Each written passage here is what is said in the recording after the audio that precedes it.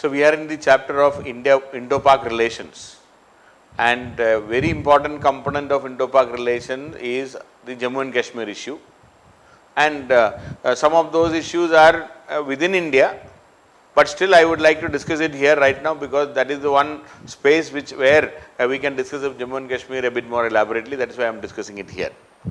So, this particular video I would like to talk about the New Delhi agreement. After Jammu and Kashmir joined Indian Union, many people ask this question: how did Jammu and Kashmir started? They lost their autonomy. So, the topic heading is the New Delhi agreement.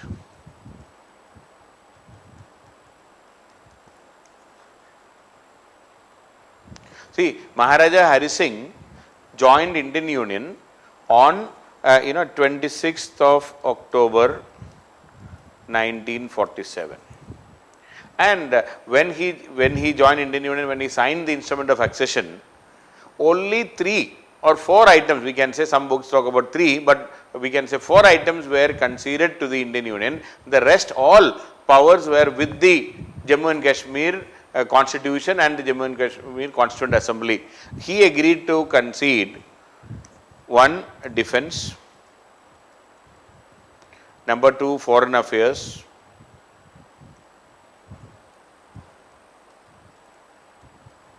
number 3, currency. That means the what currency will be there, and number 4 is communications.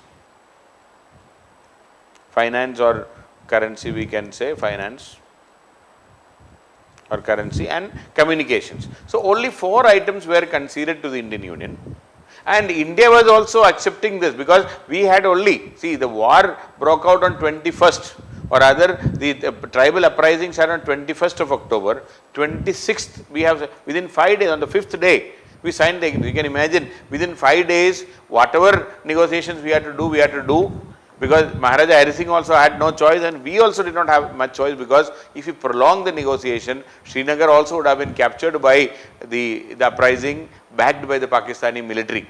So, we had very little time. So, but we consider, the point here is, when Nehru and Patel agreed for this kind of an autonomy, they agreed very reluctantly. Many things were not discussed. See, for example, fundamental rights. Fundamental rights are very essential for any democratic constitution to be there, but there is no mention about that. So, we did not talk about any of those things, we did not negotiate many of those important aspects, and we agreed because there was an urgent issue of Pakistan attacking, and we airdropped the troops to Srinagar, and that is how we started the defense of Jammu and Kashmir at that time, and a line of control finally emerged over a period of time. So, immediately after this, the Indian constitution was adopted. Then the Jammu and Kashmir was asked to constitute their own constituent assembly. So, a Jammu and Kashmir constituent assembly, J&K constituent assembly, was constituted, and they started the major contours of it.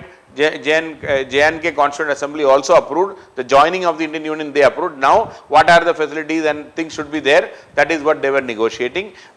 Once they arrived at, once the J&K Constituent Assembly arrived at its main decisions of joining Indian Union and all, the representatives of the government of India and the state started discussing various implications. Okay, they started discussing various implications of the instrument of accession, and they are joining Indian Union. They started discussing the various provisions. Now, what will happen to Supreme Court? What will happen to Election Commission? So, a lot of things they discussed at that time. Finally, at the end of the discussion, or rather at the end of the prolonged discussion, the Prime Minister Jawaharlal Nehru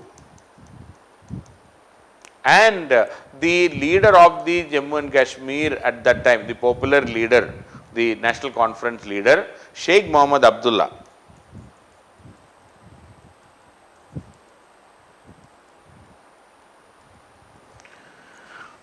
they arrived at an agreement in July 1952,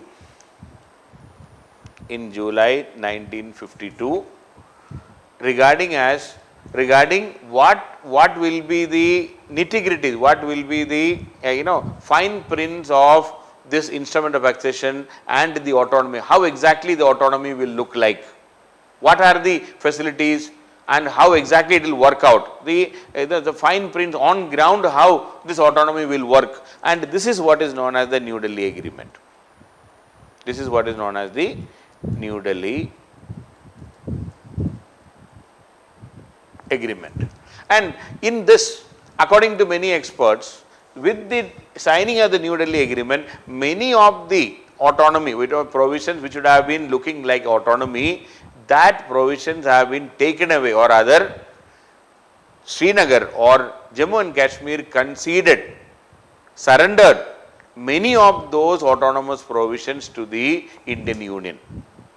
So initially we started with just 4 items or 3 items, say 4 items, let me put it this way. But by 1952, this New Delhi Agreement, Jammu and Kashmir conceded a series of items to the Union, and that is how the dilution of the autonomy of Jammu and Kashmir started. We can very safely say the dilution of the autonomy started with this New Delhi Agreement. Now, we cannot complain also too much, because there is a practical issues involved in that. You say only 4 items are there, and then the Indian Union, they are part of Indian Union also. There are serious issues. One by one it was discussed, one by one some of these provisions were extended, and in the end we can say what was originally promised as autonomy, that has been diluted in a big way through the New Delhi Agreement. That is why even today many of the political parties are talking about pre-1953 position. See, for example, the National Conference today, they are all, see, whether it is PDP, the National Conference, the PDP, or any of the mainstream political parties in Jammu and Kashmir, when we are asking them what is the solution, they said we have to bring back the old autonomy. The originally promised autonomy they want, because through a series of agreements signed between India and Jammu and Kashmir leadership, this autonomy got diluted, and the National Conference, the present Omar Abdullah or the Farooq Abdullah led party, that they are the, Omar Abdullah is the grandson of Sheikh Abdullah, their demand is very clear right now.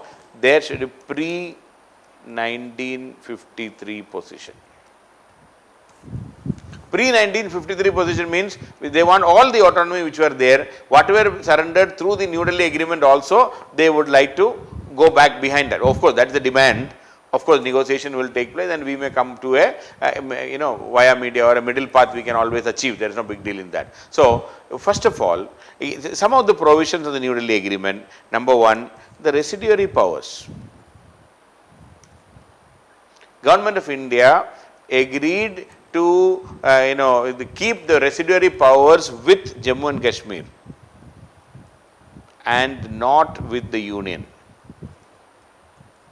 Not with the Union. See, for all other states, please understand why there is autonomy in Jammu and Kashmir, why this agreement and all, because the way in which Jammu and Kashmir joined Indian Union. Jammu and Kashmir is the only princely state which joined Indian Union through a negotiation. They negotiated their entry into Indian Union.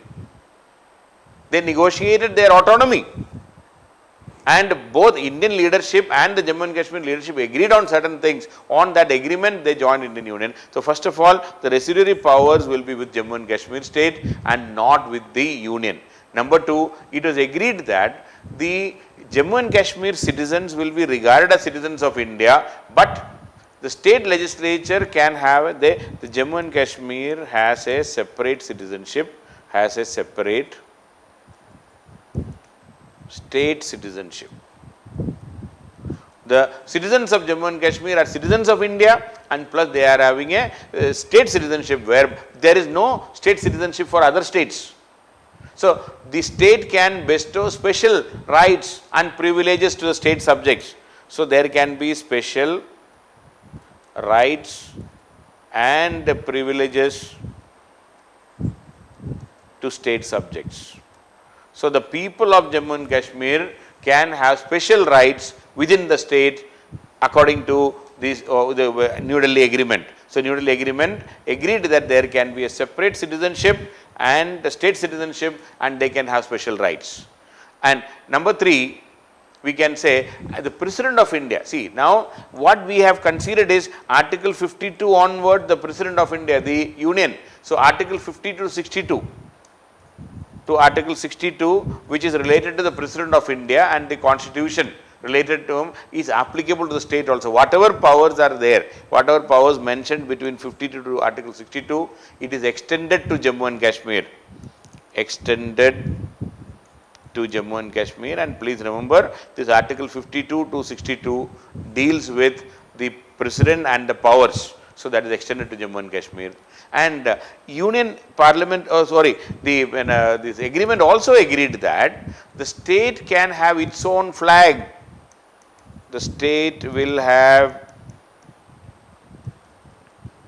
its own flag, but it is also agreed that the state government agreed that the state flag will not be a rival to the union flag. It will be below the union flag.